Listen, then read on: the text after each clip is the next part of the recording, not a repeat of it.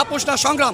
আমরা সংগ্রাম করেছি, দালালি করি নাই, আমরা রাজপথ বেছে নিয়েছি। আসিফ মাহমুদ সচিব ভূঁইয়া উনি ষড়যন্ত্র করে ওনারা কিংস পার্টি হতে চাচ্ছে। ইশরাক ভাইয়ের যে রায়টা ছিল, আদালত থেকে রায় দিয়েছিল মেয়র পদে এবং নির্বাচন কমিশন থেকে যে গেজেট প্রকাশ করা হয়েছিল, তারপরেও একজন উপদেষ্টা আসিফ মাহমুদ সচিব ভূঁইয়া উনি ষড়যন্ত্র করে ওনারা কিংস পার্টিতে ওনাদের একটি পার্টি গঠন করা হয়েছে এনসিপি, ওনারা কিংস পার্টি হতে চাচ্ছে।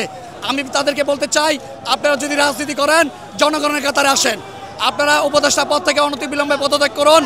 মহান আল্লাহ পাক যাকে ইচ্ছা ইজ্জত দান করে, যার কাছ থেকে খুশি ইজ্জত করে নেয় তারই প্রতিফলন করেছে। ইশরাক ভাইকে ইজ্জত দান করেছে হাইকোর্টের মাধ্যমে এবং আসিফ মাহমুদ সচিব ভূঁইয়া যিনি গণঅভ্যুত্থানের একজন নায়ক ছিলেন, তার গলায় সমর্থকরা নগরবাসীরা জুতার মালা দিয়েছে তার ছবিতে, ব্যানারে, ফেস্টুনে। আমরা চাই আপনারা রাজনীতি করেন, আপনারা জনগণের কাতারে চলে আসুন। এগুলা করে কোনো লাভ হবে না ইনশাল্লাহ। আপনারা অনতিবিলম্বে পদত্যাগ না করলে আমরা চাই না এই অন্তর্বর্তীকালীন সরকারের বিরুদ্ধে আমার দল বাংলাদেশ জাতীয়তাবাদী দল কোনো কর্মসূচি দেখ। তাহলে আপনারা তো বুঝেনি, ভালোভাবে বুঝেন। আমরা দীর্ঘ 17-18 বছর রাজপথে ছিলাম, অনেক 1,15,000 মামলা দিয়েছিল আমাদের দলীয় নেতাকর্মীদের বিরুদ্ধে, 60 লক্ষ আসামি করা হয়েছিল, 601 জন গুম করা হয়েছিল। এই বৈষম্য বিরোধী আন্দোলনে শুধুমাত্র বাংলাদেশ জাতীয়তাবাদী বিএনপির 600-র উপরে নেতৃবৃন্দ নিহত হয়েছে, যেখানে বাংলাদেশ জাতীয়তাবাদী ছাত্র দলের 149 জন ছিল।